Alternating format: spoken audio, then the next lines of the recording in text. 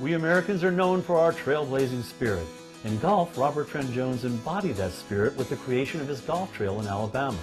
20 years later, he's now immortalized for it, and other golf trails have been crafted that explore geography and marketing to the delight of golf travelers.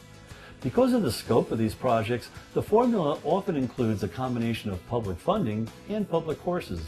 But now, not unlike the airlines, a major player with deep pockets has knit together an elite-class golf trail in the Carolinas. John McConnell has made a fortune in computer healthcare management.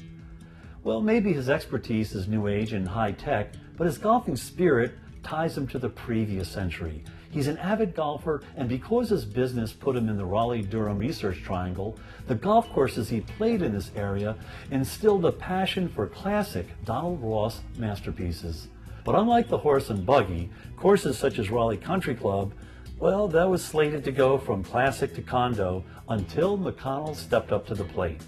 Over time, McConnell has added more distressed facilities and grown a small empire. But unlike Donald Trump, who has gobbled up various courses and, well, for lack of a better term, glorified them in his own image of opulence, McConnell's approach has been understated elegance. The result is that, for the well-heeled, we now have the McConnell Golf Trail, the first rota of private courses in this genre. There are 7 courses connected by the 2 states, and depending on your capacity for travel, you can stay close to Raleigh as a base or tour the Carolina countryside. One of the crown jewels in my first stop in exploring the trail is the Raleigh Country Club. In addition to reworking the existing course, McConnell bought additional land to give players a vastly expanded practice facility. The club reeks of tradition, but not in a way that's at all pretentious. All the options of how you like to play are there, by cart, with caddy, or on foot. The course is a beautiful design that rolls through challenging but not overly severe elevations. It feels a lot like Augusta National, especially when you get on the putting surfaces. In fact, these greens are so demanding that while I putted quite well, I have to admit to having 3 3-putts. One of my playing partners, an excellent player who had played collegiately in the ACC, had at least 5 3-putts. So if you crave devious, slick greens like the Masters, this is your place.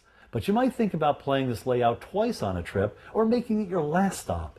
Otherwise, you might be pulling your hair out just a little early on. Another crown jewel is near Greensboro. Sedgefield hosts the PGA Tour's Wyndham Classic, and it's another Donald Ross gem. Always ranked among the best of North Carolina courses, it's challenged many great players from Snead to Palmer, and was the birthplace of the Atlantic Coast Conference. Like Raleigh, it's an impressive facility, but doesn't come off as pretentious. It's elegance done right, and the course is a joy to play. While not as diabolical as Raleigh Country Club, it still requires lots of good shot making and savvy course management. Director of Golf Rocky Brooks explains some of these subtle differences. Well, you'll see a lot of similarities to the golf courses in Pinehurst. We have stayed with Mr. Ross's idea of soft drop-offs. You get sharp edges when you mow it tight, and we don't, you need to keep it subtle and soft and member-friendly. Our greens have so much undulation into them, and our speed gets up to 11 and a half. You get some very diabolical pin placements, and it's very difficult for the membership. The tour players don't seem to have too many problems with it, but we don't have huge changes of elevation, but it's a nice, simple rolling terrain. He had a blank canvas to work with, so he got to start from scratch. There was nothing here before. The key to lowering your scores at Sedgefield is by mastering the par 5s, because the greens can be reached with 2 good shots. I love playing the courses the pros play. It makes watching the tournament on TV more compelling because of my awareness of what the shots they have to execute are really like. But because of this knowledge, it's also humbling with the realization of just how much better they are than the rest of us. An arrangement with Marriott provides quality housing accommodations, but several properties have their own lodges, such as Old North State.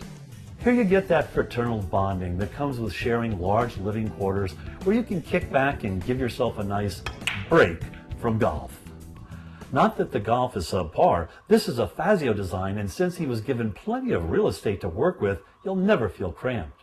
A large body of water, Baden Lake, influences the whole routing, and Fazio did a masterful job of using it, taunting you to take chances. The water holes are gorgeous, especially the finishing hole where you're dared to fish or cut bait. In addition to Ross and Fazio, the 7 courses that make up the McConnell Trail at present include designs by Palmer, Norman, and Pete Dye.